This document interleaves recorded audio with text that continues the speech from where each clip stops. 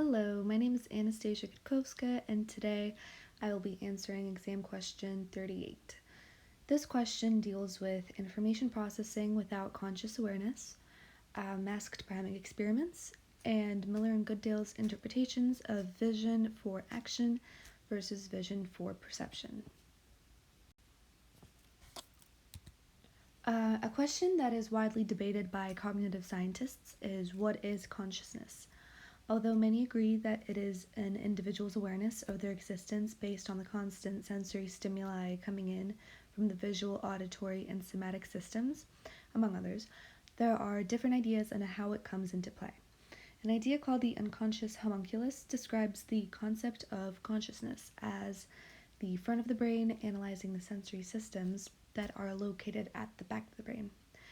Today, I'm specifically going to discuss unconscious awareness and how scientists can use masked priming experiments to analyze unconscious perception.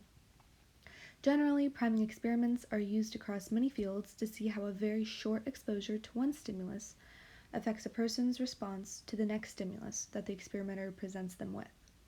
Chapter 15.2 of the textbook discusses the presentation of an image or sound as the priming component in this experiment in cognitive science. So, within this experiment, the participant is not consciously aware that they saw the priming component.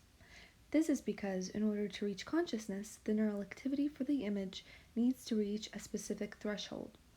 The priming component does not reach this threshold, so although the participant was exposed to the image, they are not consciously aware that they did.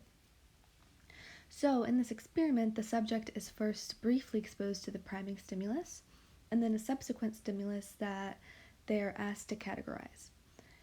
This is also known as the target stimulus.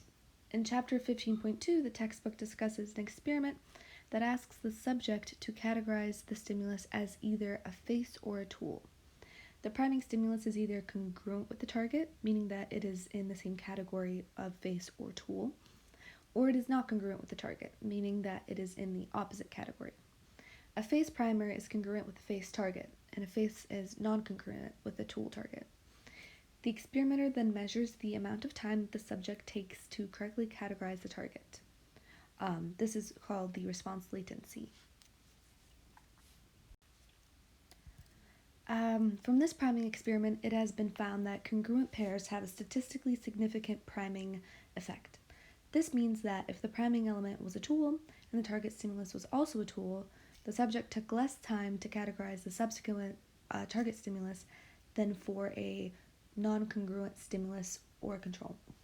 So what does this mean? This means that information processing for simple categorization happens at a non-conscious level. Once the subject is exposed to a congruent stimulus, they're subconsciously thinking about that specific category. So when they see a similar item in that same category, they will categorize it faster.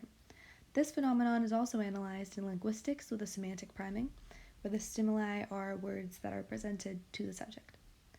Finally, I'm going to talk about Miller and Goodale's interpretation of vision, vision for action and vision for perception. Vision for action deals with how an action is carried out.